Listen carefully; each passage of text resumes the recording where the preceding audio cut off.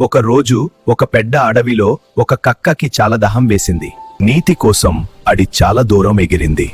కాని ఎక్కడ కూడా అది నీరుని చూడలేదు. అది చాలా అలసిపోయింది మరియు దాహంతో ఉండి సడన్ గా అది కింద ఒక కుండాను చూసింది. చాలా ఆనందపడింది. వెంటనే కింద వెళ్ళింది.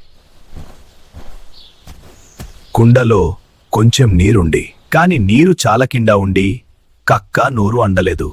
కక్క చాలా నిరసపడింది. కాని అడొక ఐడియా వచ్చింది.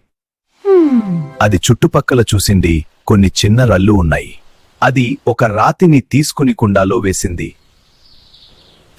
నీటి లెవెల్ కొంచెం పైకి వచ్చింది.